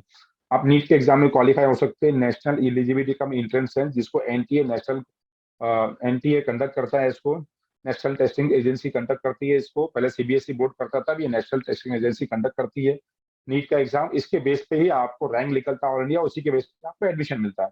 इसका सिलेबस जो है NCERT, national council education research and technology training, NCERT के सिलेबस के ऊपर इसका एग्जाम होता है नीट का, इसी से इसके क्वेश्चन बनाए जाते हैं। अगर किसी को भी अगर अभी 10 के बाद अगर जाना है मेडिकल फील्ड में, तो उसको सबसे पहला चाहिए कि साइंस फील्ड में एडमिशन ले। साइंस में फील्ड में एडमिशन लेने के बाद उस कॉलेज में एडमिशन ले जहाँ पे सीबीएसई का पोर्शन हो, क्योंकि सीबीएसई के अंदर एनसीईआरटी की बुक से ही पढ़ाया जाता है। आपको पता है कि हर बोर्ड का अलग अलग होता है, महाराष्ट्र बोर्ड अलग है, यूपी का बोर्ड अलग है, आपका कर्नाटक का अलग है, हर जगह के अलग अलग बोर्ड होते हैं, वहाँ का अलग अलग सिलेबस होता है। मगर सीबीएसई का जो सिलेबस होता है वो पूरे कॉमन होता है, पूरे इंडिया में एक ही होता है और एनसीईआरटी के बेस पे ही होता है। तो आपको ऐसे कॉलेज में एडमिशन लेना है कि जहाँ पे सबसे पहला तो क्या हो कि सीबीएसई का खास तौर पे वहाँ पे पोर्शन हो। अगर आपको ऐसे कॉलेज में एडमिशन नहीं मिल रहा है, तो आपको क्या चाहिए कि 10 का एग्जाम खत्म हो तो आप क्या करेंगे, एनसीईआरटी की बुक को फॉलो करना चालू कर दिए, वो पढ़ना चालू कर दीजिए आप, क्योंकि नीट का पैटर्न क्या है, उसी का पैटर्न है। 95% जो आता है नीट के एग्जाम के अंदर क्वेश्चन जो पूछे जाते हैं ऑब्जेक्टिव टाइप, वो एनसीईआरटी की बुक से ही पूछे जाते हैं। तो आपको क्या करना है, एनसीईआरटी को बुक को ही फॉलो करना है। सबको पता है कि यहाँ पे 45 मार्क्स के फिजिक्स का क्वेश्चन होता है, 45 मार्क्स का केमिस्ट्री का होता है, और 90 मार्क्स का जो क्वेश्चन होता है किसका होता है, वो बायोलॉजी का आता है, जिसमें दो पार्ट आते हैं, जोलॉजी आता है, बॉटनी आता है। बराबर, तो ये पूरा मिला के 180 मार्क्स के क्वेश्चन होते हैं। एक मार्क्स अगर आपने सही, अगर एक क्वेश्चन का आपने आंसर सही दिया तो 4 मार्क्स मिलते हैं आपको। 720 के मैक्सिमम मार्क्स होते हैं इसके अंदर। क्वालिफाई मार्क्स होते हो 50% 50% लाना रहता है। अगर 15 लाख अगर बच्चे बैठे हैं तो 7,50,000 क्वालिफाई करेंगे। आपको अभी बेनिफिट लेना है, बेनिफिट लेना है वो तो उसमें कैटेगरी होती है, कोई ओबीसी से बिलोंग करता है, कोई शेड्यूल कास्ट से बिलोंग करता है, कोई शेड्यूल ट्राइब से बिलोंग करता है, उसका अलग अलग कोटा होता है। एक नया अभी एक गवर्नमेंट ने नया कोटा डाल दिया हुआ है, उसका नाम है ईडब्ल्यूएस, इकोनॉमी वीकर सेक्शन। उसका अगर किसी की भी फैमिली इनकम 8 लाख है तो उस कैटेगरी में आता है। ये सिर्फ ओपन कैटेगरी वालों के लिए है। बराबर, तो वो भी अगर आप कैटेगरी में आते हैं तो उसका भी सर्टिफिकेट आपको बनाना चाहिए, क्योंकि उसमें आपका एक्स्ट्रा फायदा मिलता है। ओपन में तो आता ही हो आप, और आपको 10% का अलग से रिजर्वेशन का फायदा मिलता है, तो आप ओपन का भी ये ले सकते हैं फायदा, और अपना ईडब्ल्यूएस का ही फायदा ले सकते हैं। दो जगह आपका फायदा हो सकता है। तो ये डॉक्यूमेंट्स आपको बहुत जरूरी है बनाना। तो ये डॉक्यूमेंट्स बनाना बहुत जरूरी है। अगर ओबीसी आते तो ओबीसी डॉक्यूमेंट बनाना है आपको। आप जो भी स्टेट के हैं वो स्टेट के रूल के हिसाब से आपको बनाना पड़ता है। दो टाइप के यहाँ पे एडमिशन प्रोसेस होते हैं। तो अगर आपने ऑल इंडिया का अलग होता है और स्टेट का अलग होता है, तो आपको दोनों के डॉक्यूमेंट बनाने का, डॉक्यूमेंट ऑल इंडिया के अलग बनते हैं और स्टेट के अलग होते हैं। ऑल इंडिया का अलग क्राइटेरिया ओबीसी का, स्टेट का अलग क्राइटेरिया। तो अगर ओबीसी से बिलोंग करते तो ओबीसी ऑल इंडिया का अलग बनाइए और स्टेट का अलग बनाइए। ईडब्ल्यूएस के अंदर आते हो तो ईडब्ल्यूएस का ऑल इंडिया का अलग बनाइए, स्टेट का अलग बनाइए। ये सारी चीजों का जो है फायदा लेने के लिए पेरेंट को काम करना है, पेरेंट को अवेयर रखना है। और बच्चों को क्या करना है, बच्चों को स्टडी करना है। आप बच्चे क्या करें, सबसे पहला तो एडमिशन साइंस में ले लीजिए, एनसीईआरटी बुक को फॉलो कीजिए। और मैं बता रहा हूं आपको 90% जो आता है वो एनसीईआरटी से ही आता है। अगर आपने अगर एनसीईआरटी के बुक को पूरी तरह फॉलो किया, और कितने चैप्टर है इसके अंदर, अगर आप पूरे देखेंगे 11 और 12 के दोनों के मिला के देखेंगे भी तो 98 मेरे हिसाब से चैप्टर है पूरे। 11 और 12 के मिला के 98 चैप्टर्स हैं पूरे, 11 और 12 दोनों के मिला के, जिसके बेस के ऊपर नीट का एग्जाम होता है। अगर आपने 2 साल इसको अच्छे से प्रिपरेशन किया, अच्छे से तैयारी किया, एनसीईआरटी के बुक को फॉलो किया, तो जरूर आप अच्छे से मार्क्स ला सकते हैं। 500 to 600 आपके आराम से मार्क्स आ सकते हैं, अच्छे से तैयारी करेंगे तो, पैटर्न को समझेंगे तो। और अगर आपको भी डिफिकल्टी लगती है तो आप क्लासेस ज्वाइन कर सकते हैं, कोई भी अच्छी क्लास में एडमिशन ले सकते हैं। क्लासेस के अंदर आपके डाउट्स वगैरह वो क्लियर कर देंगे, बेस आपका मजबूत रहेगा तो आप अच्छे से नीट का एग्जाम दे सकते हैं। नीट के भी बुनियाद पे ही आपको एमबीबीएस, बीडीएस, बीएमएस, बीएचएमएस, बीओएमएस और बीवीएससी, ये सारे मेडिकल फील्ड में एडमिशन मिलेंगे क्लिनिकल ब्रांच में। अगर नॉन क्लिनिकल में आते हैं आप, तो अगर आपको फिजियोथेरेपी करना है तो उसमें भी 2 टाइप के एडमिशन प्रोसेस होते हैं। देखिए महाराष्ट्र के अंदर क्या है, महाराष्ट्र के अंदर तो जो एडमिशन होता है फिजियोथेरेपी में, वो नीट की बुनियाद पे ही मिलता है। मगर हमारे को ये भी समझना चाहिए कि जब आप मेडिकल फील्ड में आते हैं तो यहाँ पे ही समझना चाहिए कि हमारे पास पूरी इंडिया में ना 4 टाइप की कॉलेजेस होती है। कितने टाइप की कॉलेजेस होती है, 4 टाइप की कॉलेजेस होती है। पहले आप समझ लो 4 टाइप की कॉलेजेस कौन कौन सी होती है जो स्टडी करवाती है। सबसे पहला होता है गवर्नमेंट कॉलेज। गवर्नमेंट कॉलेज के अंदर क्या होता है, गवर्नमेंट कॉलेज जो होती है आइदर या तो सेंट्रल गवर्नमेंट चलाती है, या तो स्टेट गवर्नमेंट चलाती है, या तो कॉर्पोरेशन चलाती है। बराबर, ये 3 में से कोई भी चलाती है। एम्स की बात करेंगे वो सेंट्रल गवर्नमेंट के अंदर आती है। गवर्नमेंट कॉलेज कोई भी बॉडी काम चलाए, या सेंट्रल गवर्नमेंट चलाए या स्टेट गवर्नमेंट चलाए या कॉर्पोरेशन चलाए, उसकी फीस बहुत रिजनेबल रहेगी। उसके बाद आएगी प्राइवेट कॉलेज। प्राइवेट कॉलेज के अंदर भी दो टाइप की रहती है, एक तो प्राइवेट कॉलेज जो जिसको एड नहीं मिलती है, एक प्राइवेट कॉलेज जिसको एडेड रहती है, जिसको गवर्नमेंट एड देती है। एड देगी जिस गवर्नमेंट को कॉलेज को, वो गवर्नमेंट की फीस बहुत कम रहेगी प्राइवेट कॉलेजेस की। जैसे सेवाग्राम हमारे वहाँ पे महाराष्ट्र के अंदर एक कॉलेज है, गवर्नमेंट एडेड कॉलेजेस है, जिसको गवर्नमेंट एड करती है। सीएमसी बेलोरी है, गवर्नमेंट प्राइवेट कॉलेज है, उसको गवर्नमेंट एडेड कॉलेज है, उसको गवर्नमेंट एड देती है, तो उसकी फीस बहुत ही कम रहती है, बराबर। तो प्राइवेट के अंदर भी दो टाइप, और तीसरी फोर्थ जो अभी प्राइवेट की दो टाइप हो गई, एक वो अपना एडेड और एक नॉन एडेड हो गई। और उसके बाद लास्ट वाली जो आती है वो डीम यूनिवर्सिटी आती है। अब डीम यूनिवर्सिटी ऐसे कैसा होती है, जैसे अभी आपके यहाँ बता रहा हूँ मैं कि हमारे यहाँ डीवाई पाटिल हो गई, एमजीएम हो गई, बराबर। डीम यूनिवर्सिटी जो होती है, डीम कॉलेज जो ऑटोनोमस बॉडी होती है, बराबर। उसको कोई ना गवर्नमेंट एड देती है, ना उसको सेंट्रल गवर्नमेंट स्टेट गवर्नमेंट कोई भी एड देती नहीं है। अगर उसमें अगर फिजियोथेरेपी में एडमिशन लेना है तो उसके खुद के एग्जाम होते हैं। फिजियोथेरेपी में लेना है, ऑक्यूपेशनल थेरेपी में लेने का है, बीएससी नर्सिंग में लेना है, उसके अंदर तो वहाँ पे खुद के एग्जाम कंडक्ट करते हैं, उनका एग्जाम देना है। बाकी एमबीबीएस, बीडीएस, बीएमएस, बीएचएमएस, ये जितनी भी डॉक्टरी पैथी बताया मैंने आप लोगों को, अगर उसमें आपको एडमिशन करना है तो उसको नीट के बुनियाद पे ही पूरी इंडिया में कोई भी कॉलेज है उसका एडमिशन जो होगा वो नीट के बेस पे होएगा। बाकी फिजियोथेरेपी, ऑक्यूपेशन थेरेपी हो गया, बीएससी नर्सिंग हो गया, इसमें डीम में एडमिशन अगर आपको लेना है तो वो 12 के बेस पे होएगा, उनका खुद का एग्जाम होएगा और 12 के बेस पे होएगा, आराम से एडमिशन। पैरामेडिकल का भी जो बताया मैंने आपको, 3 टाइप के पैरामेडिकल कोर्सेज होते हैं। सर्टिफिकेट कोर्स होता है, 10वीं के बाद भी कर सकते हैं, 1 साल का होता है। आप उसके बाद 12 में डिप्लोमा कोर्सेज होते हैं, 12 का, 12 के बाद भी कर सकते हैं आप, 2 साल का डिप्लोमा कोर्सेज होते हैं। और उसके बाद बैचलर कोर्सेज भी होते हैं, उसके 4 साल के होते हैं, 3 साल का उसमें एकेडमिक होता है, 1 साल की इंटर्नशिप होती है। जितने भी मेडिकल कोर्सेज होते हैं वो डॉक्टरी के बीडीएस को छोड़ के 5.5 ईयर्स के होते हैं। 4.4 एकेडमिक होता है, पढ़ाया जाता है, और 1 ईयर इंटर्नशिप होती है आपको। ये सारे कोर्सेज 5.5 साल के होते हैं। हर हर पैथी के अंदर अगर आपने एमबीबीएस किया तो आप पीजी कर सकते हो उसी में, बीडीएस किया तो भी पीजी कर सकते हैं आप, बीएमएस करा तो भी पीजी कर सकते हैं, इवन फिजियोथेरेपी करा तो भी आप पोस्ट ग्रेजुएशन में जा सकते हैं, पीजी बोले तो पोस्ट ग्रेजुएशन में जा सकते हैं। तो ये सारा जो फील्ड है मैं बताऊं आप लोगों को, ये सारे फील्ड के अंदर आप बहुत सारे स्कोप है। आज की तारीख में सबसे ज्यादा जो अगर किसी में स्कोप है कोई फील्ड के अंदर, खास तौर मेडिकल फील्ड के अंदर। अच्छा, अभी मेडिकल फील्ड के अंदर भी मैं बात किया था मैंने आपको कि बहुत सारी रिसर्च बेस हो गई है। अभी इंडिया में पहले रिसर्च बेस में इतना काम नहीं होता था, अब आगे आके आदमी यहाँ पे रिसर्च बेस जो आएगा तो माइक्रोबायोलॉजी की रिसर्च होएगी, बराबर, हर चीज के ऊपर रिसर्च होएगी यहाँ पे।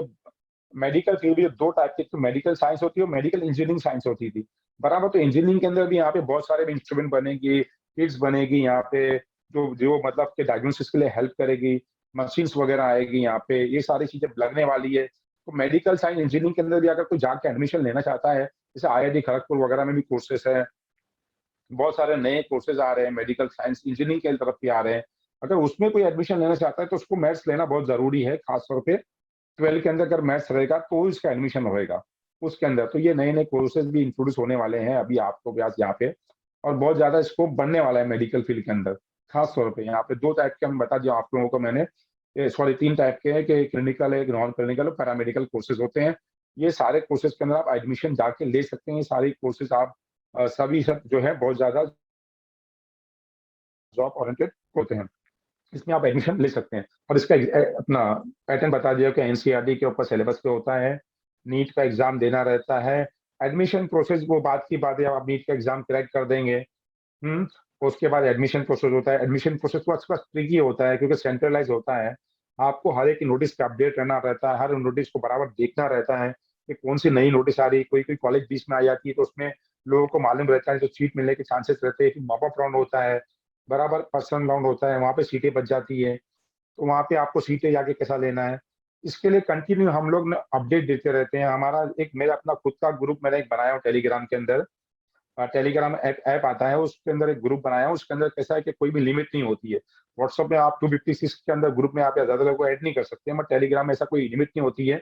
तो आप लोगों की हेल्प के लिए उसमें हमें क्या देते हैं, हम लोग जनरल अपडेट देते हैं कि एक तो मतलब कि स्टडी कैसा किया जाए उसकी डिटेल देते हैं। लास्ट 10-11 ईयर्स का जो हमने नीट के जो क्वेश्चन पेपर आते हैं वो कैसा आते हैं उसके हम लोग को टिप्स देते हैं कि भाई ये क्वेश्चन आते हैं, ये क्वेश्चन को आपको देखना है, ये चैप्टर इंपॉर्टेंट, ये चैप्टर को पढ़ना है, वो टिप देते हैं।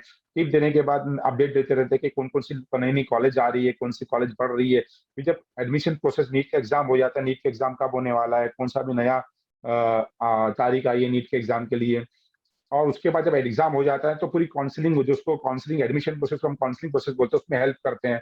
उसका एक टेलीग्राम पे ग्रुप है, आप उसमें भी ज्वाइन कर सकते हैं। मेरी खुद की एक ग्रुप वेबसाइट है, उसमें मैंने सारी पूरे जितने भी ऑल इंडिया के अंदर जितने भी मेडिकल कॉलेज है उसकी फीस डाला हूँ मैंने, कि आपको अगर कोई भी स्टेट, दिल्ली में कोई गवर्नमेंट कॉलेज है उसकी क्या फीस है, कर्नाटक में कोई गवर्नमेंट कॉलेज प्राइवेट कॉलेज है उनकी क्या फीस है, महाराष्ट्र की गवर्नमेंट कॉलेज प्राइवेट कॉलेज की क्या फीस है, बीडीएस है तो उसकी क्या फीस है, बीएमएस है तो क्या फीस है, उसकी कौन सी कॉलेज अच्छी है, कौन सी कॉलेज खराब है, एडमिशन कैसा होता है, नीट का एग्जाम में क्या क्या पूछा जाता है, कौन कौन से डॉक्यूमेंट आपको बनाना है, वो सारी मेरी वेबसाइट पे आपको मिल जाएगा, वो भी आप देख सकते हैं।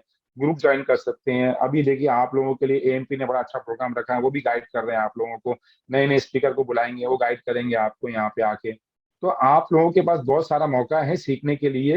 अगर आप मेडिकल फील्ड में जाना चाहते हैं तो आपको कैसा स्टडी करना है, कौन कौन सी फील्ड है मैंने बता दिया हूँ, नीट का एग्जाम देना है, कैसा पैटर्न रहेगा, कैसा एग्जाम में तैयारी करना है, वो आपको पता चल जाएगा। कि एनसीईआरटी की बुक ही आपको पढ़ना है, और टोटल 95% एनसीईआरटी की बुक ही पे आता है। आपको वही मतलब चैप्टर पढ़ना है, चैप्टर के बाद बैक साइड के एक्सरसाइज को सॉल्व करना है, एमसीक्यू वगैरह एमटीजे की बुक आती है उसको आप लेके आए, एमसीक्यू सॉल्व कर सकते हैं। ये अगर जो भी 2 साल तक फॉलो करा, 98 चैप्टर है, आप 2 दिन में भी एक चैप्टर खत्म करोगे तो आप 2 साल में पूरा माहिर हो जाओगे पूरी तरह। तो अगर कोई भी डेडिकेटेड स्टूडेंट अगर पूरी तरह मेहनत करता है तो इंशाल्लाह मैं जरूर कहूँगा कि वो कामयाबी अच्छी तरह हासिल कर सकता है, और कामयाबी हासिल करके अच्छा डॉक्टर बन सकता है, अपनी कौम की, अपने मुल्क की भी खिदमत कर सकता है वो। तो आप लोगों के लिए बेहतरीन मौका है मेडिकल फील्ड में अगर कोई जाना चाहता है तो। मैं भी एक शॉर्ट में मैंने इसके आपको एक पूरा डिटेल बता दिया हूँ, उसकी ये डिटेल क्या है क्या नहीं है, एक तारुफ छोटा करा दिया हूँ। अब आपके क्वेश्चंस क्या है वो मैं लेना चाहूंगा कि आपके जो क्वेश्चंस हैं, क्योंकि मैं देख रहा हूँ 48 क्वेश्चंस आ चुके हैं। तो हम पहला क्वेश्चन आंसर को ले लेते हैं, एक एक करके सबके क्वेश्चन आंसर को पूछ लेते हैं हम। हेलो। हेलो। हाँ सर, हाँ सर। हाँ हाँ, 52 क्वेश्चन हो गए, मतलब क्वेश्चन आंसर ले जी लिया जी जाए। हाँ, इसमें से थोड़े बहुत तो है ना इनवैलिड हैं, तो है अच्छा ना, अच्छा। I just take up the valid questions and हाँ then हाँ। was this the first question is what are the criteria on which we can choose MBBS, BHMS, homeopathy और आयुर्वेदिक system of medicine? तो कैसा इन मेडिकल अच्छा। Fields में से choose करना है? हाँ देखिए, अभी आपने बहुत अच्छा क्वेश्चन पूछा कि क्राइटेरिया क्या है आपका चूज करना। सबसे पहली बात तो आपको उस पैथी के बारे में मालूम होना चाहिए, और दूसरी बात उसकी इंटरेस्ट भी होना चाहिए, उसके एडवांटेज डिसएडवांटेज दोनों मालूम होना चाहिए। अगर आप कोई चूज करना है कि एमबीबीएस में जाना चाहिए, बीडीएस में जाना चाहिए, आप कैसा चूज करेंगे तो उसके एडवांटेज डिसएडवांटेज, फाइनेंशियल पोजीशन क्या है उसके बनने के बाद, वो भी बहुत ज्यादा इंपैक्ट करता है, क्योंकि इतने साल आप पढ़ेंगे बराबर, और कोई डिसीजन लेंगे आप, तो उसका आपका डिसीजन पे आपको रिग्रेट नहीं होना चाहिए बाद में कि हाँ मैंने गलत डिसीजन ले लिया। तो उसका एडवांटेज क्या है, डिसएडवांटेज क्या है।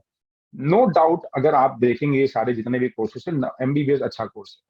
मॉडर्न मेडिसिन इसको क्यों कहा गया है, क्योंकि ये रिसर्च बेस्ड होती है, एक्सपेरिमेंट बेस्ड होती है बराबर। ये मेडिसिन जो हम आज की तारीख में हम जो बोलते हैं एमबीबीएस डॉक्टर, जिसको एलोपैथी डॉक्टर बोलते हैं, मॉडर्न मेडिसिन बोलते हैं, इसका मतलब ये है कि रिसर्च बेस्ड, एक्सपेरिमेंट बेस्ड, और उसके बाद फिजिकली उसको मतलब देखा गया, परखा गया कि हाँ ये चीज हमारी जो है ये प्रैक्टिकली हमने देखा है, प्रैक्टिकली हमने उसको लोगों पे इम्प्लीमेंट करा है, रिसर्च किया है, दिया है, और उसके बाद वो ड्रग्स को हम इन्वॉल्व करते हैं।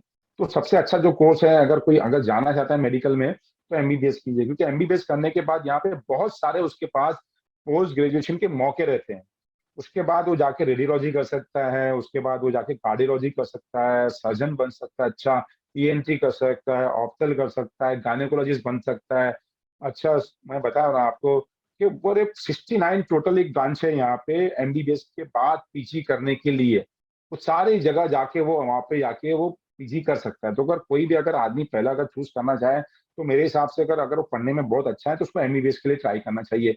अगर इनफैक्ट अगर उसको एमबीबीएस करने के बाद ऐसा लगता है कि एमबीबीएस करो फिर पोस्ट ग्रेजुएशन भी करो, बीडीएस भी बड़ा अच्छा ऑप्शन है आज की तारीख के अंदर। देखिए पहला ऐसा मामला नहीं रहा है, पहले लोग क्या करते थे, दांत में तकलीफ हुई दांत निकाल दिया, आज रूट कनाल करना पड़ता है।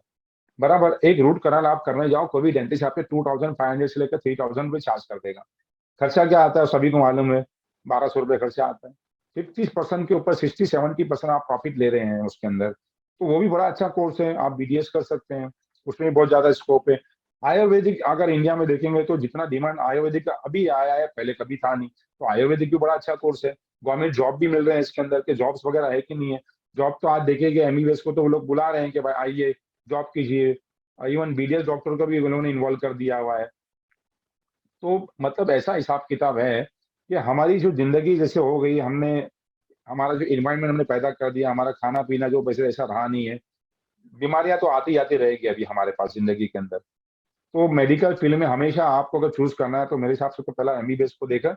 अगर एमबीबीएस अगर नहीं मिलता है तो बीडीएस और या बीएमएस में से आप जो भी अच्छा लगे आप चूज कर लीजिए उसको। Second question. हेलो। जी, second question, what is the greatest challenge in completing a medical course? How to balance our outside interests while studying medicine? देखिए इसका तो मैं आंसर बड़े अच्छे से दे सकता हूँ आपको, क्योंकि देखिए प्रैक्टिकली अभी एक नदी है, अगर नदी में कोई कह रहा है भाई जाएंगे तो पानी ठंडा है गर्म है, कितना नदी में गहराई है, जब तक वो जाएगा नहीं पता नहीं चले। मेरे दोनों बच्चे डॉक्टर से, मैं अच्छी तरह जानता हूँ, मैं उनको देखता था, मेरा लड़का भी। तो इतना वो लोगों ने साथ में स्टडी के साथ में इन्होंने एंजॉय भी किया, हॉस्टल लाइफ में रहे। ऐसा नहीं है कि अगर आप मेडिकल फील्ड में चले जाते हो तो बहुत ही ज्यादा डिफिकल्ट लाइफ है आपकी, ऐसा कुछ भी नहीं है। यहाँ पे आप जाके इसको बैलेंस कर सकते हो लाइफ को अपनी, कि आप साइमल्टेनियसली स्टडी भी फोकस करो। आप अगर स्पोर्ट्स के शौकीन हो तो स्पोर्ट्स वगैरह भी कर सकते हैं। अगर आप म्यूजिक वगैरह के अंदर और दीनदारी में भी जाना चाहते हो तो वो भी आप फॉलो कर सकते हैं। कोई भी कॉलेज ऐसी नहीं मिलेगी आपको कि रोका जाएगा आपको उस चीज के अंदर से। आप दोनों चीज को बैलेंस कर सकते हैं, मतलब पूरी तरह आप मेडिकल फील्ड के अंदर जा सकते हैं।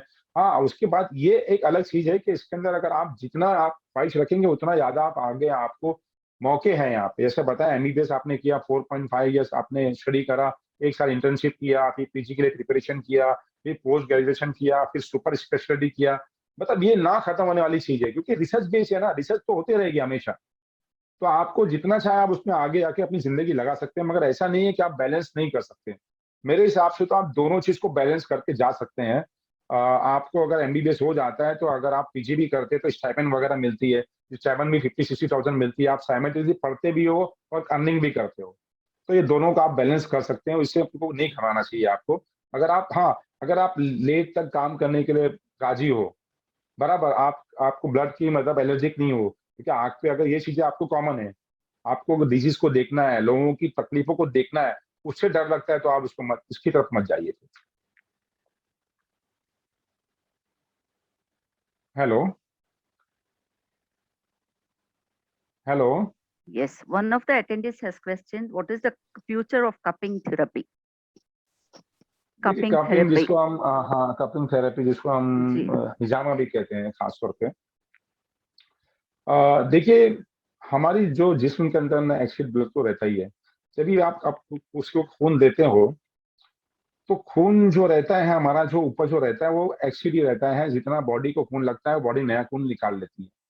कोई भी अगर पानी अगर आपने किधर रखा हुआ रहेगा खास तौर पे, तो अगर वो पानी में मूवमेंट नहीं रहेगा तो पानी सड़ने का चांसेस रहेगा। तो क्यूपिंग भी आजकल एक तारीख का निजामा जिसको हम कहते हैं, उसका भी एक अच्छा सा डिमांड आया हुआ है एक्सिस ब्लड निकालने का। तो उसके लिए भी फ्यूचर है, ऐसा नहीं है कि वो इफेक्टिव नहीं है। बहुत जगहों पे अगर आप, अगर किसी का क्रोनिक डिसीज है उसको अगर आपको हील करना है तो क्यूपिंग करने से बहुत ज्यादा फायदा होता है, देखने में आया है।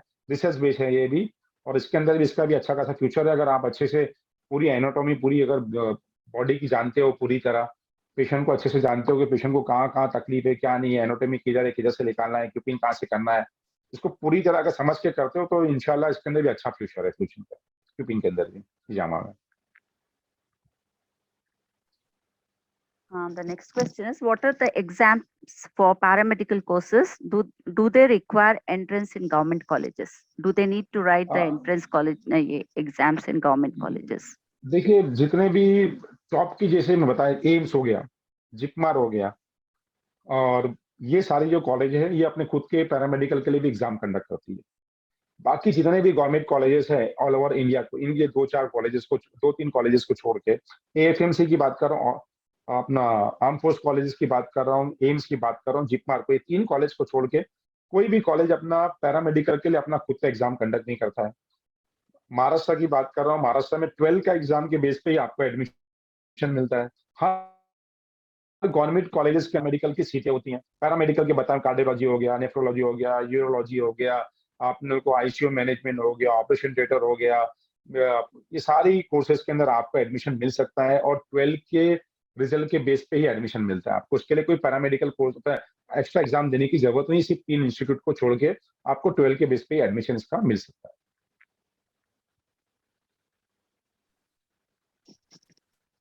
Next question. Next question is, please tell me about graduation in cardiac perfusion technology. देखिए, कार्डियक परफ्यूजन टेक्नोलॉजी जो है वो पैरामेडिकल का ही कोर्स है। और वो आपको पैरामेडिकल जो कोर्स होता है उसके बाद भी आप उसके अंदर पीजी कर सकते हैं पैरामेडिकल के अंदर ही। और कार्डियक परफ्यूजन भी आज की तारीख में ऐसा बताया मैंने कि जितना भी मैनेजमेंट आपको कार्डियक परफ्यूजन हो गया, ये जितना भी मैनेजमेंट करना रहता है ये पैरामेडिकल स्टाफ ही करता है। अगर एमबीबीएस की बात कर रहे हैं तो कार्डियोलॉजी आ गया, फिर इंटरवेंशन कार्डियोलॉजी आ गया, ये सारे कोर्सेज आ सकते हैं। आपको एमबीबीएस का पीजी करना है, उसके लिए मेडिसिन में करना है पीजी आपको, उसके बाद आपको जाकर इंटरवेंशन कार्डियोलॉजिस्ट बन सकते हैं, कार्डियोलॉजिस्ट बन सकते हैं आप जाके उसमें। So one of the attendees wants to have a list of paramedical courses. देखिए, पैरामेडिकल कोर्सेज की शॉर्ट लिस्ट में आपको एक समय पूरी तरह, ये आप में कभी जाएंगे, ऐसा मैं बता रहा हूँ, गूगल सर्च करेंगे मुजफ्फरखान वेबसाइट जाएंगे तो अभी यहाँ पे आपको टोटल, क्योंकि पैरामेडिकल जो कोर्सेज हैं वो नियर अबाउट 36 कोर्सेज हैं, उसकी एक लिस्ट में आपको बता देता हूँ पैरामेडिकल कोर्सेज की, कि उसके अंदर पूरी एक आपको लिस्ट मालूम पड़ जाएगी कि पैरामेडिकल जितने भी कोर्सेज होते हैं। आप उसके अंदर पूरी लिस्ट देख सकते हैं मेरी वेबसाइट पे जाके, उसमें एडमिशन कैसा रहेगा।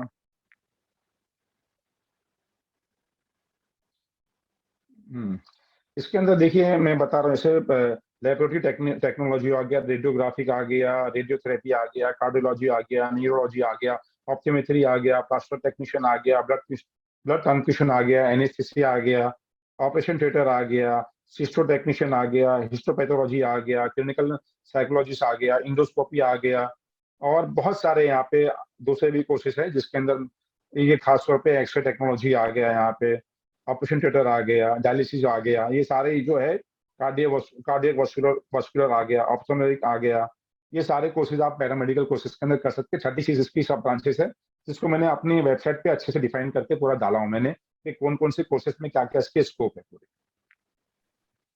What's the scope of microbiology in the coming years? देखिए, माइक्रोबायोलॉजी जो है, माइक्रोबायोलॉजिस्ट को मैं बोलता हूँ जब तक आप डायग्नोस नहीं करेंगे कोई भी बीमारी को तो इलाज क्या करोगे। अब पैथोलॉजी हो गया, माइक्रोबायोलॉजी, ये दो मेन है जो डायग्नोस करते हैं। मतलब अगर आपने एमबीबीएस का पैथोलॉजी किया या माइक्रोबायोलॉजी करा, अब बहुत सारी जो डिजीज होती हैं, अब देखिए खासतौर पे कोविड के अंदर भी आपको माइक्रोबायोलॉजिस्ट ही लगता है खासतौर पे। तो आप देखिए किसने सोचा था कि माइक्रोबायोलॉजिस्ट की इतनी ज्यादा जरूरत पड़ जाएगी हमें, क्योंकि जैन के ऊपर है पूरा हिसाब किताब ये। तो हर फील्ड आप नहीं कह सकते हैं कि इसके अंदर इसकी कोई आगे जर की जरूरत नहीं है। मैं बता रहा हूँ इंडिया के अंदर आगे आके रिसर्च बेस्ड बहुत काम आने वाला है, और रिसर्च बेस्ड काम के अंदर आपको माइक्रोबायोलॉजिस्ट लगता ही है। उसके बगैर आप रिसर्च नहीं कर सकते, तो उसका फ्यूचर में बहुत ज्यादा डिमांड बनने वाला है।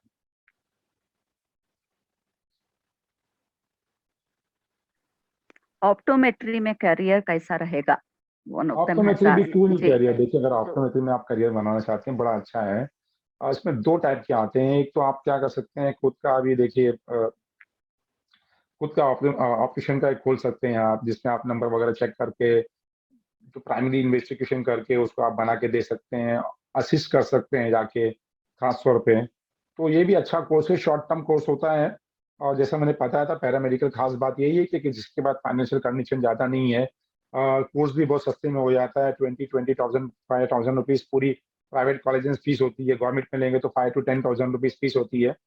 2 से 3 ईयर्स में ये कोर्स पूरा हो जाता है, और अच्छा कोर्स है। आप खुद का भी डाल सकते हैं और किधर जॉब भी कर सकते हैं। Please highlight about Allied Healthcare Professionals Act passed by the Government of India. Allied देखिए healthcare allied, professional set. Yeah. देखिए अलाइड वही मतलब जो पैरामेडिकल, उसके ताल्लुक से मैं अभी इसके लेक्चर से पहले इतना देख के नहीं आया, तो उतना मैं ऑथेंटिसिटी नहीं बता पाऊंगा आपको मैं कि उसमें क्या क्या डिटेल्स है, उसके ड्रॉबैक्स क्या है, उसका एडवांटेज क्या है, डिसएडवांटेज क्या है। इसका मैं एक बाद में मतलब मैं अपने जो ऐसा अगर वो उनको चाहिए ही आंसर, तो मुझको मेरे व्हाट्सएप पे मैं उनको डिटेल दे सकता हूँ उसकी पूरी, कि उसके ड्रॉबैक्स क्या है, उसके हाईलाइट्स क्या है, उसके प्रोस क्या है, कॉन्स क्या है, पूरी चीज बता सकता हूँ उनको। Okay. A website was mentioned by you a few minutes before where he has uploaded all the colleges and the fees in medical field. Can हाँ, मेडिकल you फील्ड की mention आपको that सारी, website? The हाँ website made to का mention नाम that. देखिए असल में कैसा है कि जो वेबसाइट है mededuinfo.com, www.med edu edu education मतलब मेडिकल एजुकेशन इन्फॉर्मेशन .com, तो mededuinfo.com। और अगर आसानी से सर्च करना है तो गूगल पे जाके आप मेरा नाम भी अगर डालेंगे मुजफ्फर खान वेबसाइट, तो वो वेबसाइट आपको मिल जाएगी। उसमें आप जैसे यहाँ पे ओपन करेंगे तो उसमें मेडिकल यूजी कोर्सेज आएंगे, मेडिकल पीजी कोर्सेज आएंगे, पैरामेडिकल यूजी कोर्सेज में जितने कोर्सेज के नाम बताया था मैंने, एमबीबीएस, बीडीएस, बीएमएस, बीएचएमएस, वो सारे कोर्सेज आ जाएंगे वहाँ पे। फिर वहाँ पे फीस आ जाएगा, टॉप कॉलेजेस आएगा, ये सारी चीजें आपको वहाँ पे पूरी मिल जाएगी। जैसा मैंने आपको बताया, वहाँ पे सारी डिटेल आपको मिल जाएगी, हर चीज के बारे में आपको वहाँ पे डिटेल मिल जाएगी। I think, sir, we have completed most of the questions that are asked by the attendees. So hmm, if any more questions are left, you can just post them immediately so that we can take it up. Otherwise, we can wind up the session.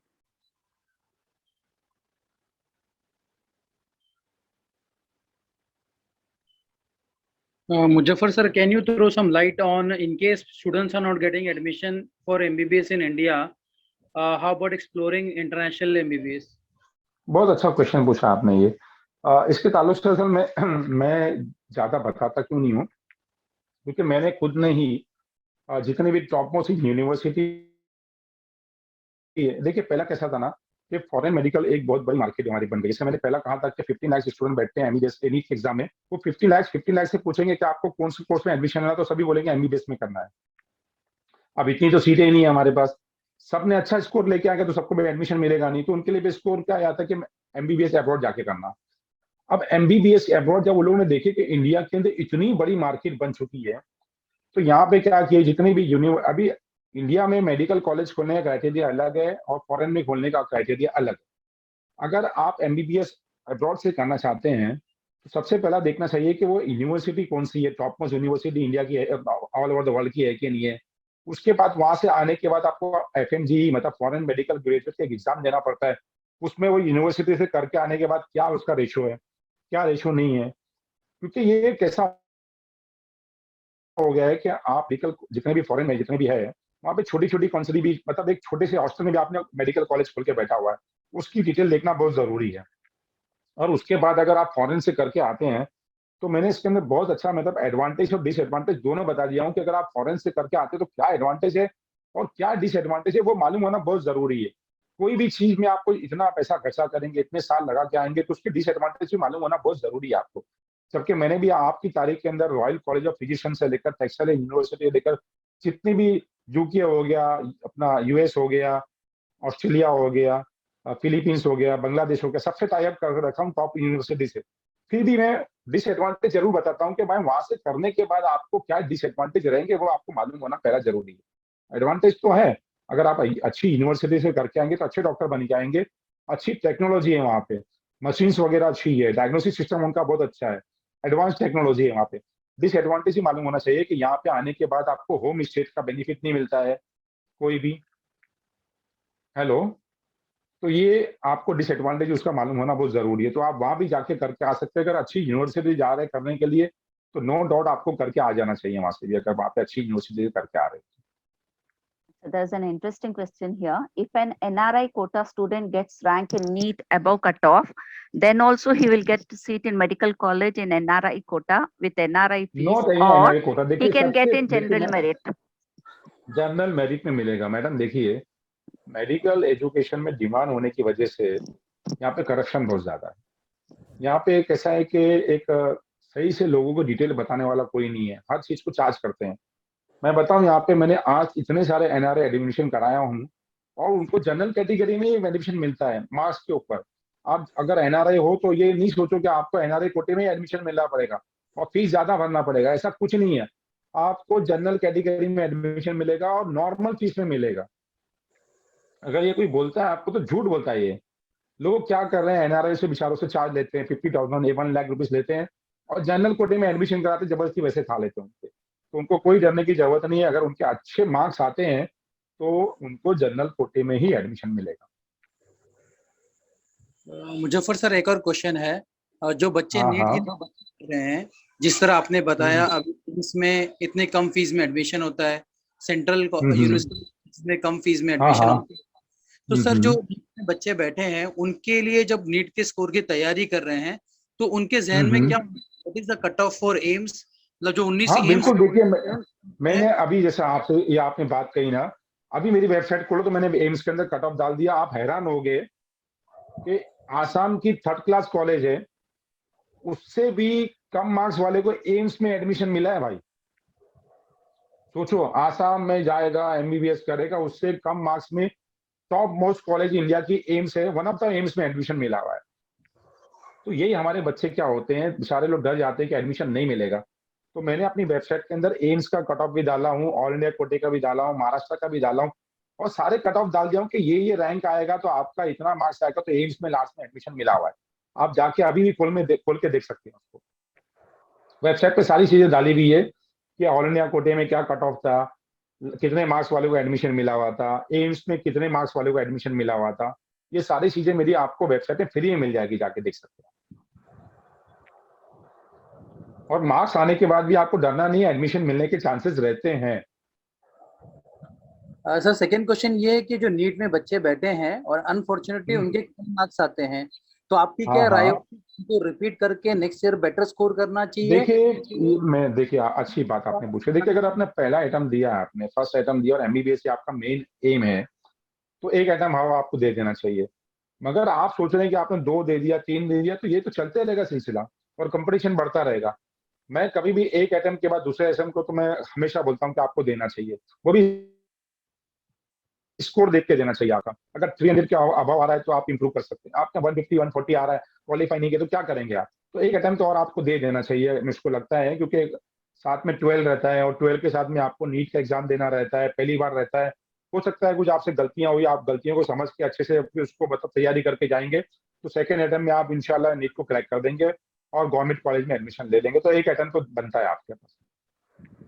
Sir एक last question है, अगर bachelors के अंदर हम लोग ने BHUMS कर लिया या BUMS कर लिया, तो सर हाँ हाँ। PG में या फिर स्पेशलिटी में can we compete with the MBBS guy in some course equivalent to them? देखिए क्यों नहीं, आप मतलब देखिए पीजी तो आप वही करेंगे, मगर मैं आपको बता रहा हूँ, आप अगर आप अपने नजदीक ही देखेंगे ना आप खुद को, तो कितने BHMS BMS डॉक्टर इतने सक्सेसफुल है कि जितना एमबीबीएस डॉक्टर सक्सेसफुल नहीं है। ये बात मानते हैं कि नहीं? सवाल है, बताइए आप, आपका एक्सपीरियंस क्या कहता है? आप देखे कि नहीं आपने प्रोसेस को? तो आप ये क्यों सोच रहे हो? अल्लाह ताला हर एक के मुकद्दर में लिखा हुआ है। मैं तो बता रहा हूँ कि मैं कितने डॉक्टर्स मेरे खुद के पहचान वाले हैं जो BHMS करा हुआ इतने सक्सेसफुल हैं कि जितना एमबीबीएस भी सक्सेसफुल नहीं है। आप अपनी पैथी के अंदर ही इस तरीके से काम करो, रिसर्च बेस्ड काम हर पैथी में होता है, ऐसा नहीं कि नहीं होता है। आप अगर सोचेंगे कि अपनी पैथी छोड़ के एमबीबीएस में जाओगे तो दोनों अलग पैथी है पूरी तरह। करते हैं सब मॉडर्न मेडिसिन के अंदर, मगर आप एमबीबीएस बीएमएस करने के बाद या बीएमएस करने के बाद, अब बीएमएस करने के बाद तो 4 ऐसे कोर्सेज अभी गवर्नमेंट ने लीगली अलाउ कर दिया है कि वो मॉडर्न मेडिसिन के अंदर प्रैक्टिस कर सकते हैं। जैसे ऑर्थोपेडिक कर सकते हैं, ऑप्थल कर सकते हैं, सर्जरी कर सकते हैं, सॉरी गायनिक कर सकते हैं, और ऑर्थोपेडिक बताया मैंने आपको, ऑप्थल बताया मैंने, ये 3 तो मैंने लीगली आप कर सकते हैं, इसका अलाउड कर दिया गवर्नमेंट ने। तो आप कर सकते हैं ये बीएमएस करने के बाद भी।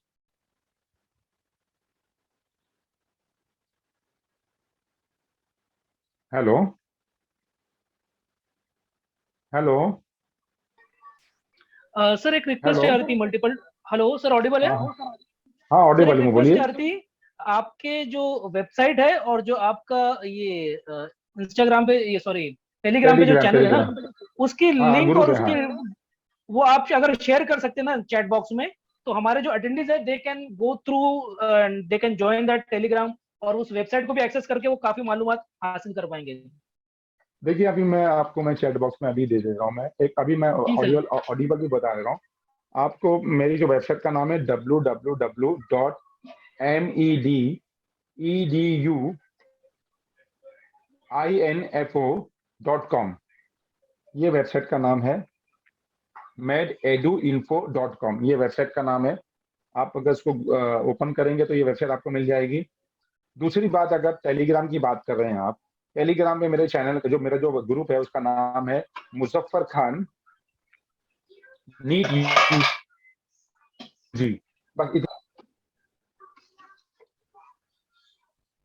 ये मेरा जो टेलीग्राम पे आप अगर टाइप करते हैं, टेलीग्राम आपका ऐप है, तो मुजफ्फर खान नीट यूजी अगर ये टाइप करेंगे तो आपको ग्रुप, मेरा ओपन ग्रुप है और आप जाकर उसको ज्वाइन कर सकते हैं। कोई अगर अभी सुन रहा है, अगर वो डेमो देखना चाहेगा, या टेलीग्राम ऐप खोलिए, टाइप कीजिए और उसके अंदर आप ज्वाइन हो सकते हैं आराम से। फिर भी मैं मैडम को लिंक दे दूंगा, मैडम आप लोग फाइट कर देगी। हेलो। या जी सर, जज़ाकल्लाह। बोलिए। हमने हमारे to all the participants we have posted this website in the chat box. आप सब लोग वहां से एडजस्ट कर सकते हैं।